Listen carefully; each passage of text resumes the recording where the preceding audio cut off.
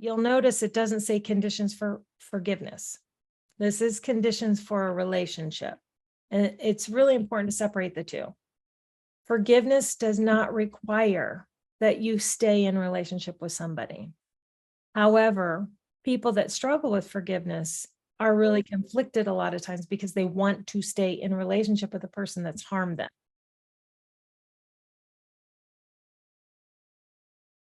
Believing that the person won't do it again. Having a sense that they have learned from their mistake and that they accept responsibility, that they're genuinely sorry and they're going to change their behavior. This is important. That's forgiveness is also something that you want the person to literally ask for. You want them to know that they've done a thing that actually requires forgiveness, that you don't have to go fetch forgiveness, that they are asking. You don't have to fetch an apology. They come to you asking for forgiveness, showing they've done something wrong, they've harmed you, hurt you in some way, and that they're sorry.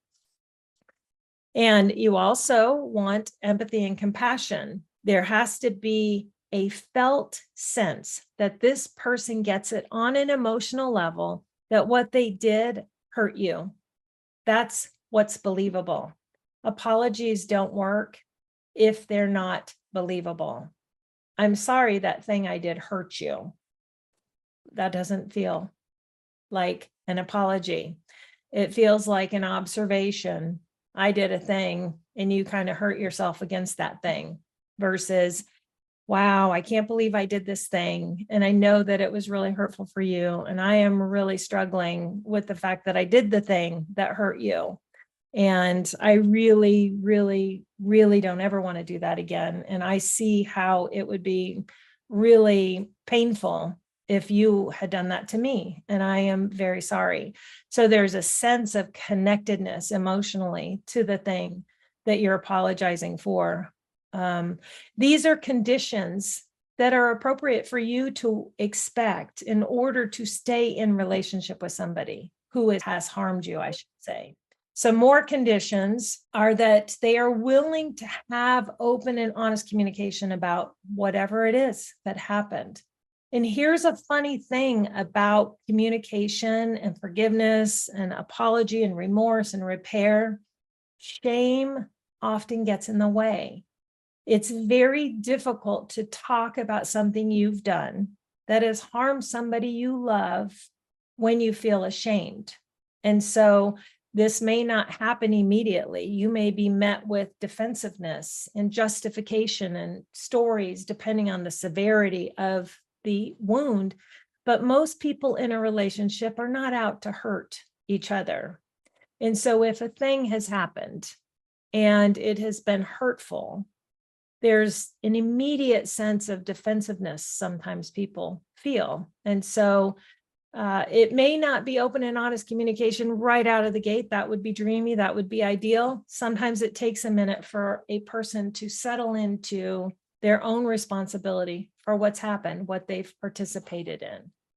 Sometimes it is necessary to have some kind of restorative action. One of the most common scenarios when infidelity is the kind of betrayal or thing on the table that forgiveness is needed around is a higher level of accountability, checking in, transparency around digital media, social media accounts, and things like that. That can get out of control, but there's the kind of a restorative effort that goes into reassuring a person, I am invested in never doing that again. And I want to show my accountability, my reliability to you. And so there are lots of ways, if somebody steals money from you, it's restorative to return the money. If somebody breaks something of yours, it's restorative to fix the thing they broke. It's the other thing that is really reasonable is to expect a little time to pass. Time doesn't change anything. It's just that time allows you to see over a period of weeks or months, ideally not years, that there is a new behavior that's reliable, it's consistent, it's happening over and over and over again, and I'm starting to feel like I can trust this. I personally don't think time heals all wounds. I think time allows wounds to heal, and we can see what's going on with more consistency. It offers us data over and over and over again so that we can begin to repair.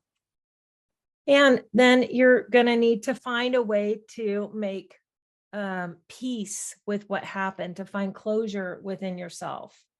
Sometimes we feel like we've participated in some way, and that's a real struggle. Sometimes we need to forgive ourselves. Sometimes we feel like, oh, this thing happened and I actually participated in some way. And we need to reconcile that within ourselves and maybe even extend our own request for forgiveness. So that can be tricky. So not all forgiveness requires involvement with the other person. You can literally